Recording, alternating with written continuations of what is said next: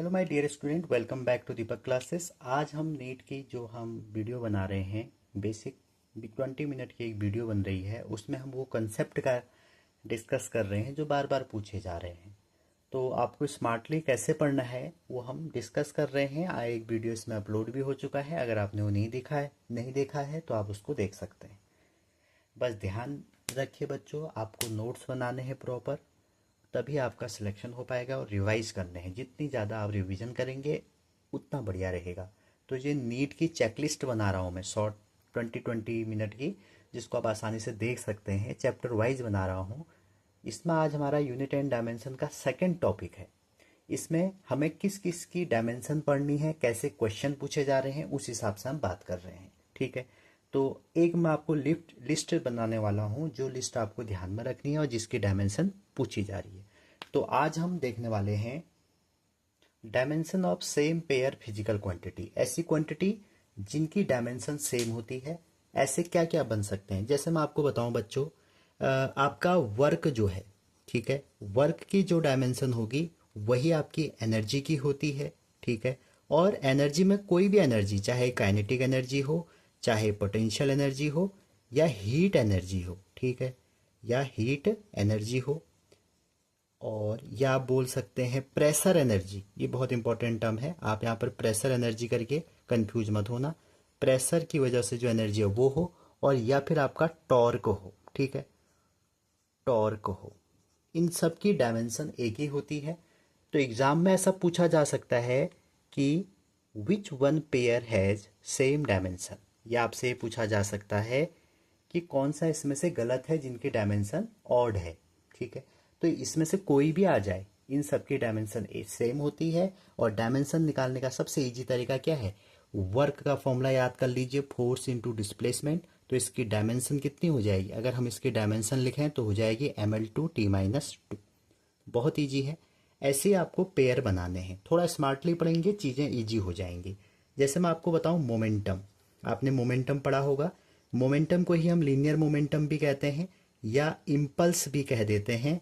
Impulse momentum theorem आपने पढ़ा होगा, या आप इसको लीनियर इम्पल्स कह देते हैं। इन तीनों क्वांटिटी की डायमेंशन सेम होती है, और इसका फॉर्मूला मोमेंटम आपको पता है, मास इनटू वेलोसिटी। इससे आप याद कर लीजिए और वहां पे आप निकाल लेंगे ml/t-1। ठीक है जी। चलिए थर्ड क्वांटिटी की हम बात करते हैं। थर्ड क्वांटिटी अपथ्रस्ट, जो थर्ड क्वांटिटी हमारी है, अपथ्रस्ट आ सकता है, फोर्स आ सकता है आपके पास, वेट आ सकता है, वेट एक हमारा फोर्स है mg, टेंशन आ सकता है। यहाँ पे देखिए, टेंशन और सरफेस टेंशन में कंफ्यूज मत होना, दोनों अलग अलग क्वांटिटी हैं। नॉर्मल रिएक्शन आ सकता है आपका, ठीक है। और यहीं पर आपका क्या आ सकता है, एक इंपॉर्टेंट क्वांटिटी एनर्जी ग्रेडियंट। इन सब की जो डायमेंशन है वो सेम होती है। फोर्स की आपको पता ही है, लिखने की जरूरत है नहीं, F=ma से आप निकाल लेंगे अगर नहीं आती है। फोर्थ क्वांटिटी की हम बात करें, सबसे इंपॉर्टेंट, जहां से बहुत क्वेश्चन पूछे हैं, प्रेशर। स्ट्रेस की भी वही होती है जो प्रेशर की होती है। इलास्टिक मॉड्यूलस, यंग मॉड्यूलस पूछ ले, बल्क मॉड्यूलस पूछ ले, शेयर मॉड्यूलस की पूछ ले, किसी की भी पूछ ले, वो सबकी एक ही होगी। और एनर्जी डेंसिटी कैसे निकालेंगे sir, force per unit normal area, F/A से आप फॉर्मूला लगा लीजिए, आंसर आ जाएगा। थोड़ा काम आपको भी करना पड़ेगा, ठीक है, रट्टा मार के नहीं होता है सिलेक्शन। एक बात आप ध्यान रखिए, आपको स्मार्टली काम करना पड़ेगा, प्रीवियस ईयर एनालिसिस करने पड़ेंगे कि भैया कैसे क्वेश्चन आए हैं। इसीलिए मैं प्रीवियस ईयर एनालिसिस कर रहा हूँ। अगर आप नहीं कर पा रहे हैं तो आप देख सकते हैं वीडियो, 10-15-10 मिनट की वीडियो है, यूनिट एंड डायमेंशन की मैंने कर ली है, उसी के अकॉर्डिंग मैं आपको बता रहा हूँ। उसके बाद आपको इसको रिवाइज तो करना ही पड़ेगा ना। एक बार आपको पढ़ना है, डॉक्टर बन जाएंगे, फिर आप अपनी जर्नी खुद तय करेंगे। चलिए आगे ज़्यादा बात नहीं करते हैं। फिफ्थ, एक्सेलेरेशन की, या एक्सेलेरेशन ड्यू टू ग्रेविटी की, और एक important quantity gravitational field intensity. इन तीनों की डायमेंशन सेम होती है, ठीक है। आप देखिएगा, टेबल मैच करिएगा जो आपके पास टेबल है डायमेंशन की। अगर हम आगे बात करें, स्पीड की जो डायमेंशन होती है वही स्पीड ऑफ लाइट की होगी, और वही आपकी 1/√μ0 ε0 की होगी।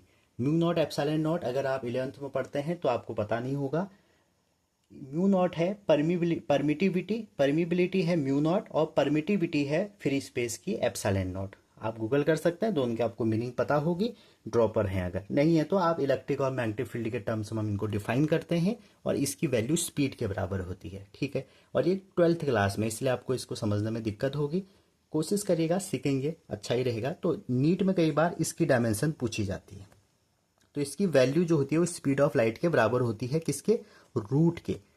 तो सी स्क्वायर की वैल्यू इसके बराबर हो जाएगी। तो इस यहाँ पर डायमेंशन निकालेंगे तो L2T-2 निकल जाएगी। ये बहुत इंपॉर्टेंट रिलेशन है, कई बार आपसे पूछा गया है। आगे हम बात करें ऐसे ही पेयर में, अगर हम 2-3 पेयर और बात करते हैं, बाकी आप बनाइएगा। अगर मैं 7th पेयर लिखूं मैं, तो 7th पेयर आपको बच्चों है लेटेंट हीट, ठीक है। लेटेंट हीट, अगर आप लेटेंट हीट स्पेसिफिक हीट पढ़ेंगे तो वहाँ लेटेंट हीट है, ग्रेविटेशनल पोटेंशियल है। अभी आप पहला चैप्टर पढ़ रहे हैं तो आप इसको ऐसे ही पढ़िए। अभी धीरे धीरे जब आप चैप्टर पढ़ेंगे, फिजिक्स कंप्लीट करेंगे, तो आप इन सब टर्म्स को जानेंगे भी क्या है, ठीक है। अच्छा जी, आगे बात करें अगर, जो हमारा एंट्रोपी है, एंट्रोपी की जो डायमेंशन होती है वही आपकी बोल्ट्जमैन कांस्टेंट के बराबर होती है, ठीक है। बोल्ट्जमैन कांस्टेंट के से हम इसको लिखते हैं, और वही आपकी थर्मल कैपेसिटी के बराबर होती है। क्या होती है, थर्मल कैपेसिटी। एक बोल्ट्जमैन कांस्टेंट की डायमेंशन कई बार पूछी जाती है, तो आप इसको एनर्जी इक्वल टू KT से निकाल सकते हैं। वैसे फॉर्मूला होता है energy equal to half KT, ठीक है। Energy equal to half KT, तो हाफ की डायमेंशन होती नहीं है, तो K आपका बोल्ट्जमैन कांस्टेंट है, E एनर्जी है, T टेम्परेचर है, ठीक है। आगे हम बात करें एक और 9th हम बात कर लेते हैं। बाकी आपके लिए होमवर्क है कि और ऐसी क्वांटिटी आपको मिलती हैं तो ऐसे नोट्स बनाइए और लिखिए उसमें। Surface tension, force per unit length जो आपने पढ़ा है, ये इसका फॉर्मूला होता है। सरफेस टेंशन की आपको डायमेंशन देखनी है। सरफेस एनर्जी, एक बात ध्यान रखिए, सरफेस एनर्जी और एनर्जी की डायमेंशन सेम नहीं होती है, ठीक है। ये मैं पहले भी बता चुका हूँ। और इसमें अगर हम और बात करें, स्प्रिंग कांस्टेंट जो K होता है वो भी इसी में आता है, ठीक है। और आपका वेलोसिटी ग्रेडियंट है। तो आपको एक ऐसी ही चार्ट बनाना है, उसमें ये देखना है कि कौन कौन से टर्म की डायमेंशन सेम होती है, ठीक है। चलिए, ये हमारा पहला टॉपिक है, इससे क्वेश्चन बने बने भी हैं, और आपके लिए डायमेंशन को पढ़ना आसान हो जाएगा, इसीलिए रिवीजन चेकलिस्ट है। आप वट एवर कोई भी कुछ भी पढ़ रहे हैं, कोई भी कोचिंग से पढ़ रहे हैं, लेकिन आप अगर रिवीजन अच्छा करते हैं तो आपका सिलेक्शन तय है, ठीक है। तो रिवीजन के लिए ये वीडियो जो है, शॉर्ट वीडियो बहुत हेल्पफुल होंगी। चैप्टर वाइज मैं बना रहा हूँ। आज ये सेकंड वीडियो है। पहला वीडियो मैंने कुछ इंपॉर्टेंट डायमेंशन बताया है। मैं ये बिल्कुल दावा नहीं कर रहा हूँ कि पेपर वहीं से आएगा। मैं ये कह रहा हूँ कि जितने सालों के पेपर से क्वेश्चन आए हैं वो उन्हीं से आए हैं। तो मैंने पेपर का एनालिसिस करके बनाया है। तो आपको उसके बाद NCERT की डायमेंशन की टेबल एक बार देख लेनी है, कैसे नहीं होगा आपका सिलेक्शन, ठीक है। चलिए आगे चलते हैं। आगे हम बात करते हैं बच्चों कुछ ऐसी क्वांटिटी जिनकी डायमेंशन ही नहीं होती है, ठीक है। देखिए, जैसे आपने पढ़ा है नो डायमेंशन, ठीक है। ऐसी क्वांटिटी इनकी डायमेंशन नहीं होती है, बार बार आपसे पूछा जाता है। जैसे मैं आपको बता दूं एंगल। अच्छा, एंगल एक ऐसी क्वांटिटी है बच्चों जिसकी यूनिट तो होती है, ये हमने ऐसा ही क्वांटिटी में डिफाइन करी थी, लेकिन डायमेंशन नहीं होती। आगे हम बात करें, स्ट्रेन बहुत बार पूछा जाता है, ठीक है। कितना आप फोर्स लगा रहे हैं, डिफॉर्मिंग फोर्स, उसकी लेंथ या कन्फिग्रेशन में चेंज हो रहा है, और ओरिजिनल का रेशियो होता है, स्ट्रेन होता है। रिफ्रैक्टिव इंडेक्स आप पढ़े होंगे ऑप्टिक्स में 10th क्लास में, C/V इसका फॉर्मूला होता है, तो इसकी भी डायमेंशन नहीं होती है। एक बहुत इंपॉर्टेंट, जब मैंने NCERT देखी तो उसमें लिखा था मैकेनिकल इक्विवेलेंट ऑफ हीट, इसकी भी डायमेंशन नहीं होती है। ये भी एक हमारा कांस्टेंट है, आप मान के चल सकते हैं। तो मैकेनिकल इक्विवेलेंट ऑफ हीट की भी नहीं होती है। बाकी कोई भी नंबर है, जैसे आपके मैथ में जो भी नंबर्स होते हैं हमारे 2, 3, 4, इनकी डायमेंशन नहीं होती है। एक्सपोनेंशियल होते हैं, आपने फंक्शन पढ़ा होगा मैथमेटिकल टूल में, एक्सपोनेंशियल, उसकी डायमेंशन नहीं होती है। आपने लॉग फंक्शन पढ़ा होगा, लॉगरिथम, उसकी डायमेंशन नहीं होती है। ट्रिग्नोमेट्री आपको पता ही है, इस पे बेस्ड हम आगे क्वेश्चन करेंगे तो आप इनको समझेंगे, ठीक है। नेक्स्ट, अब आगे हम ऐसे कुछ डिस्कस करने वाले हैं जो फॉर्मूले हैं, ठीक है। फिर मैं वही बात कह रहा हूँ, आपसे दोबारा कह रहा हूँ, ये वीडियो नीट की रिवीजन चेकलिस्ट है। अगर आपको कुछ नहीं आता है तो आपको रिवीजन करना पड़ेगा पीछे का। अगर आपको थोड़ा बहुत पता है कि ये चीज़ें हैं, क्या क्या पढ़ना है, उसके लिए वीडियो बेस्ट है। या तुम पढ़े हुए हो पहले से ही, आप रिवाइज करना चाह रहे हैं, ये बेस्ट है। लेकिन आपको इसके बाद क्वेश्चन तो लगाने पड़ेंगे बच्चों, ठीक है। अब इसमें 3 तरह के बच्चे आ सकते हैं। एक बच्चा ऐसा आ सकता है जिसने कुछ नहीं पढ़ा है, वो इसको देखने आ गया, उसको कुछ समझ में नहीं आएगा, ठीक है। दूसरा बच्चा जो पढ़ के आ गया किसी भी कोचिंग से या सेल्फ स्टडी से, वो देख के आएगा, उसका बेस्ट रिवाइज होगा, उसके लिए बेस्ट वीडियो है। तीसरा बच्चा जो कोचिंग से तो पढ़ के आया है, इसको भी पढ़ लिया और ओवर कॉन्फिडेंस में एग्जाम में चले गया कि मेरे सारे क्वेश्चन हो जाएंगे, उसका भी कोई फायदा नहीं होने वाला है। सिर्फ उसी बच्चे का फायदा होगा, उसी स्टूडेंट का फायदा होगा जो पहले थोड़ा बहुत चीज़ें जानता है, इसको देख ले, उसकी चीज़ें रिवाइज हो जाएंगी, उसके बाद वो क्वेश्चन लगा ले प्रीवियस ईयर और एनसीईआरटी के क्वेश्चन लगा ले। थोड़ा एफर्ट आपको डालना पड़ेगा, ठीक है। चलिए, अब कुछ टर्म ऐसे हैं जिनकी डायमेंशन आपको पता होनी। देखो, बार बार नीट में आप नीट का पीवाईक्यू उठाना, ये पूछा गया है कि इसकी डायमेंशन क्या होगी। हाफ ये एप्सिलॉन नॉट है, ई स्क्वायर है। कई बार बताया बच्चों, ये सिर्फ यही दिया रहता है, ठीक है। ये इसलिए दिया रहता है ना ये वाला, क्योंकि हाफ की तो डायमेंशन ही नहीं होती है, और अगर ये हाफ भी होगा तो आपने रट्टा मारा है। एग्जामिनर आप समझ जाएंगे ना, तो एग्जामिनर थोड़ा सा साइकोलॉजिकल खेलता है, वो इतना दे देता है। या आपसे ये ऐसे पूछ लिया जाए, तो ये भी एक ही टर्म है। या आपसे इसमें अभी रिसेंटली कहीं मणिपुर का जब शिफ्ट हुआ था, वहाँ ये पूछा गया था। तो ये और ये एक ही चीज़ है, दोनों की डायमेंशन सेम होती है, ठीक है। और जो दोनों की डायमेंशन होती है वो एनर्जी डेंसिटी के बराबर होती है। आप कहेंगे सर एनर्जी डेंसिटी की क्या होती है अब? तो एनर्जी, देखो डेंसिटी कहीं पर भी लिखा है तो उस क्वांटिटी को वॉल्यूम से डिवाइड कर देते हैं। मास डेंसिटी, मास ओवर वॉल्यूम।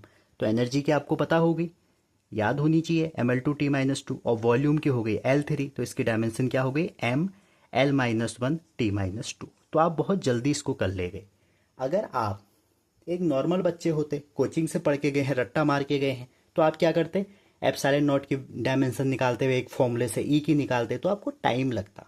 एक बच्चा जो इसको ऐसे स्मार्टली कर ले गया, उसको कम टाइम लगेगा। इसलिए मैं कह रहा हूँ ये नीट रिवीजन चेकलिस्ट है, और ये बेस्ट चेकलिस्ट बनेगी एक दिन में, ये मेरा विश्वास है, ठीक है। चलिए सेकंड बात करते हैं, ये आप समझ गए होंगे। देखो, एल होता है इंडक्टेंस, आपने पढ़ा होगा। आर होता है आपका रेजिस्टेंस। जो एल बाय आर की डायमेंशन होती है वही एल है इंडक्टेंस, सी है कैपेसिटेंस। ये सब 12th क्लास के टर्म है, ये ईएम वेव चैप्टर में आएगा, ये एसी चैप्टर में आएगा, ठीक है। एल इंडक्टेंस, आर रेजिस्टेंस, या कहीं पर आर सी लिखा है, ठीक है, या कहीं पर लेंथ ओवर ग्रेविटी लिखा है, या कहीं पर अनरूट मास ओवर स्प्रिंग कांस्टेंट लिखा है, ठीक है, या कहीं पर रेडियस ओवर जी लिखा है, ठीक है। जी मतलब ग्रेविटी वाला जी, ठीक है। तो ये 3 तो बहुत बार पूछे हैं। इन सब की जो डायमेंशन होती है वो किसके बराबर होती है, टाइम के बराबर। ये टाइम कांस्टेंट है, ठीक है, बहुत बार पूछे हैं, आप देख लेना। तीसरे में बात कर रहा हूँ। तीसरा क्या है देखिए, अच्छा इसका अगर रिवर्स पूछ लिया जाए, जैसे आर बाय एल हो जाए, 1/√/एल, एल सी हो जाए, 1/RC हो जाए, तो फ्रीक्वेंसी हो जाए। एक बार ऐसे भी घुमा के क्वेश्चन पूछा था, ठीक है। अच्छा जी, थर्ड क्वेश्चन, ये बहुत इंपॉर्टेंट क्वेश्चन है क्योंकि ये जेई में कई बार पूछ लिया गया है। अगर mu naught over epsilon not का क्या पूछ लिया जाए, रूट में रेशियो, उसकी डायमेंशन। अगर जेड पूछ लिया जाए, जेड क्या है, इम्पीडेंस। ये इसी चैप्टर में मिलेगा आपको, इम्पीडेंस। या आपको रेजिस्टेंस पूछ लिया जाए, या आपको एक्सेल पूछ लिया जाए, रिएक्टेंस, या आपको कैपेसिटिव रिएक्टेंस पूछ लिया जाए, इन सब की जो डायमेंशन होगी और आर के बराबर होगी। अब आप कमेंट करके बताना रेजिस्टेंस की कैसे निकालेंगे, ठीक है। फोर्थ फॉर्मूला मैं आपको ऑलरेडी बता चुका हूं कि जो वेलोसिटी की होती है वही स्पीड ऑफ लाइट की होती है, और वही आपकी root mu naught epsilon naught की होती है। तो आपसे root mu naught epsilon naught कई बार पूछा गया है, आप इसको ध्यान रखिए। एक और लिख लीजिए 5th नंबर में, जो प्रेशर और वॉल्यूम की होगी वही आपकी गैस कांस्टेंट और टेम्परेचर की होगी, क्योंकि पीवी इक्वल टू एनआरटी हमारा क्या है, पीवी इक्वल टू एनआरटी हमारा है गैस, आइडियल गैस इक्वेशन। वही आपकी एम इंटू एल की होगी, ठीक है, एम मास है, एल लेटेंट हीट है। वही आपकी स्पेसिफिक हीट की होगी, ठीक है। ये आपको ध्यान रखना है, ये सारी जो डायमेंशन होंगी ऐसे फॉर्मूले भी आपको ध्यान में रखने हैं, ठीक है। और कुछ पढ़ना नहीं आपको डायमेंशन में, यही चीज़ें प्रिपेयर करके जानी है कि ऐसी क्या यूनिक चीज़ है जो पूछ सकता है, ऐसा कौन सा इक्वेशन है वो पूछ सकता है, ठीक है। एक और पॉइंट करते हैं, क्योंकि 20 मिनट की वीडियो है, अभी 14 हो रहे हैं, थोड़ा सा और डिस्कस करते हैं। और तीसरा पॉइंट हमारा इसमें है, छोटे छोटे 3 पॉइंट थे ये डायमेंशन के। इसमें हम डिस्कस करेंगे कि एक क्वांटिटी के एक से ज़्यादा यूनिट। पहले आप सोचिए, क्या एक क्वांटिटी के एक से ज़्यादा यूनिट हो सकते हैं? अगर हो सकते हैं तो कैसे? देखिए, एक क्वांटिटी के एक से ज़्यादा यूनिट हो सकते हैं, क्योंकि सिस्टम, आपने major system of SI system पढ़ा था, सिस्टम ऑफ मेजरमेंट पढ़ा था, उसमें सीजीएस पढ़ा था, एपीएस पढ़ा था। वैसे ही अगर आप क्वांटिटी को अलग अलग फॉर्मूले के हिसाब से एक्सप्रेस करेंगे तो अलग अलग यूनिट आएगी। इसीलिए तो एसआई बनाई ना हमने। जैसे मैं आपको एग्जांपल देता हूँ, जैसे आप क्लास 12th में जब जाएंगे तो आपने इलेक्ट्रिक फील्ड पढ़ा, ठीक है जी। और इलेक्ट्रिक फील्ड का फॉर्मूला होता है force over test charge. Dropper समझ रहे होंगे, नहीं तो आप, ये फॉर्मूला होता है, ध्यान रखिए। तो ये हो गया न्यूटन और ये हो गया न्यूटन पर कूलम। क्लियर हो गया? ये किसकी यूनिट हो गई? इलेक्ट्रिक फील्ड की। और एक फॉर्मूला हम ये भी पढ़ते हैं, electric field equal to potential over distance. तो अगर पोटेंशियल की बोल्ट होगी और डिस्टेंस की मीटर होगी तो बोल्ट पर मीटर। तो देखो, डायमेंशन तो एक ही होगी, लेकिन आपकी यूनिट अलग अलग हो सकती है, पहली बात। अब इसी से आप इलेक्ट्रिक फ्लक्स बना सकते हैं। इलेक्ट्रिक फ्लक्स की क्या हो जाएगी? इलेक्ट्रिक फ्लक्स का फॉर्मूला होता है ई इंटू ए। तो फॉर्मूला से क्या बन जाएगा? न्यूटन पर कूलम मीटर स्क्वायर। और यहाँ पर अगर आप फ्लक्स की इसके अकॉर्डिंग बनाते हैं तो बोल्ट पर मीटर हो जाएगा। तो आपको ऐसी एक लिस्ट भी बनानी है, जब आप पढ़ रहे हैं, आपका नोट्स बना रहे होंगे, तो आप वहाँ पर एक सॉरी, एक ऐसी लिस्ट बनाइए जिसमें क्वांटिटी के एक से ज़्यादा डायमेंशन हो सकते हैं। ऐसा सब आपको पीवाईक्यू सॉल्व करके मिलेगा। जैसे मैं एक क्वांटिटी और बताता हूँ, जैसे मैग्नेटिक फील्ड है। मैग्नेटिक फील्ड क्या आपने पढ़ा होगा, वैसे जो यूनिट होती है वो होती है एसआई यूनिट, टेस्ला, ठीक है। और जो सीजीएस यूनिट होती है वो होती है गॉस। लेकिन ध्यान दीजिए, फ्लक्स का फॉर्मूला होता है मैग्नेटिक फ्लक्स का मैग्नेटिक फील्ड इंटू एरिया। तो बी इक्वल टू क्या हो जाएगा? Magnetic flux over area. और इसकी होती है वेबर, और वेबर और एरिया की क्या होती है? मीटर। तो वेबर मीटर माइनस 2 हो जाएगी। तो ये हमारा दूसरा फॉर्मूला बन गया। अब आप देखिए ना, एक के एक से ज़्यादा यूनिट बन सकती हैं। समझ रहे हैं आप यहाँ पे? तो ये बात आप ध्यान रखिएगा। एक पॉइंट तो ये कि कौन कौन सी ऐसी क्वांटिटी हैं जिनकी एक से ज़्यादा यूनिट बनेगी, ठीक है। और एक इंडक्टेंस की बहुत बार पूछी जाए, या आप, मैं आपको कुछ होमवर्क दे देता हूँ, आप उनकी बना के देखना। देखो, इंडक्टेंस की आप बना के देखना, ठीक है। आप, आजकल तो एआई का ज़माना है, उसमें सर्च कर लीजिए। म्यू नॉट की बना के देखो, एप्सिलॉन नॉट की बना के देखो, ठीक है। आपको बहुत सारी मिल जाएंगी। क्लियर है यहाँ तक? अच्छा जी, तो ये हमारा एक छोटा सा पॉइंट था। अब इसमें हम एक डिस्कस करेंगे कुछ कंफ्यूजिंग टर्म के, ठीक है। कुछ कंफ्यूजिंग टर्म भी कई बार वो पूछे जाते हैं। अब इसमें आपके लिए होमवर्क है कि आप ऐसी क्वांटिटी या एक यूनिट को देखेंगे कि सारी नहीं है ना, कुछ इंपॉर्टेंट है। जैसे आपके पेपर में देखेंगे इंडक्टेंस पूछा है तो उसकी देख लीजिए कोई 2-3 यूनिट, क्योंकि आपको घुमा सकता है। म्यू नॉट की देख लीजिए, इसकी देख लीजिए। या आप जब थ्योरी पढ़ेंगे और चैप्टरों की तो वहाँ यूनिट एंड डायमेंशन में लिखा रहता है, ठीक है, आप वहाँ पर भी देख सकते हैं। अब हम कुछ कन्फ्यूजिंग देख रहे हैं। कन्फ्यूजिंग कैसे? देखिए, इस वीडियो का जो लास्ट पॉइंट है वो यही है, कंफ्यूजिंग टर्म कैसे निकालेंगे हम किसी भी डायमेंशन। जैसे कंफ्यूजिंग का मतलब है, तो कंफ्यूजिंग टर्म मीन्स आपको दिखने में सिमिलर लगेंगे, ठीक है। ऐसे बहुत पूछे जा रहे हैं आजकल क्वेश्चन, जैसे आप कंफ्यूज हो जाएं, क्योंकि पूरी सभी तो पढ़ ही रहे हैं ना, तो जो अच्छे से पढ़ेगा उसी के नंबर आएंगे। जैसे कंफ्यूजिंग टर्म की बात करें, जो आपको कंफ्यूज कर रहे हैं, देखिए कैसे होंगे वो। कंफ्यूज टर्म लिख देता हूँ मैं। जैसे पहला मैं आपको बता दूं, आपने पढ़ा होगा डिस्प्लेसमेंट, ठीक है। डिस्प्लेसमेंट पढ़ा होगा आपने, आपने वेलोसिटी पढ़ा होगा, आपने एक्सेलरेशन पढ़ा होगा, ये तो पढ़ा है।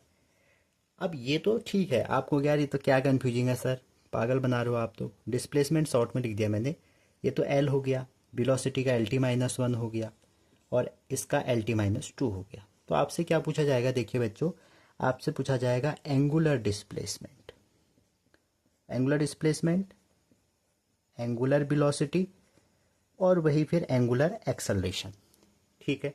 तीनों अगर पूछे गए तो आप कंफ्यूज हो सकते हैं। क्यों? डिस्प्लेसमेंट देख के, जबकि इसकी डायमेंशन ही नहीं होती है, क्योंकि तो angle turn by radius vector है ना।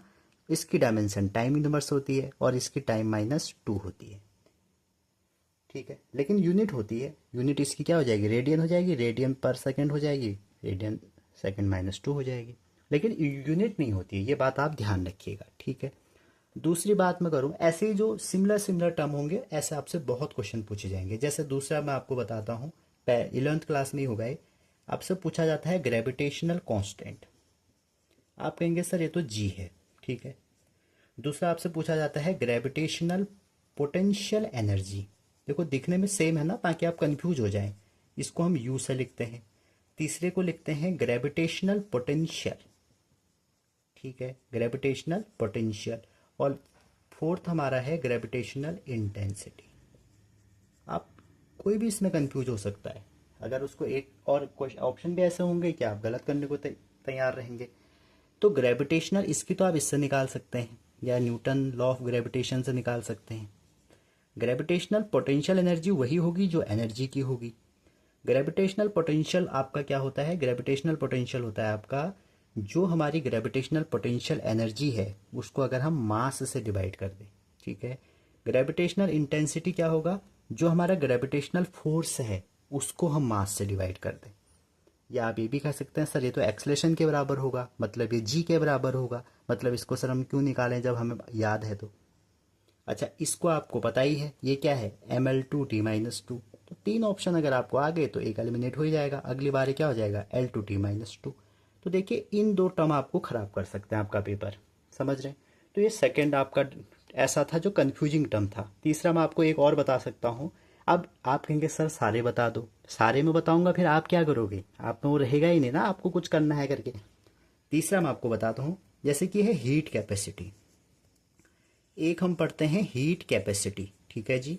एक हम पढ़ते हैं स्पेसिफिक हीट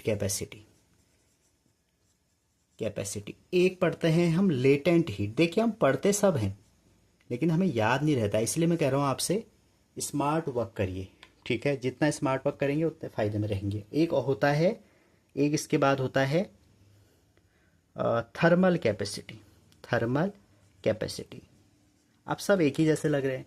देखो हीट कैपेसिटी का जो फॉर्मूला होता है वो होता है हीट एनर्जी, मैं एच लिख दे रहा हूँ, हीट एनर्जी ओवर टेम्परेचर। ये आपका हीट कैपेसिटी का है, ठीक है।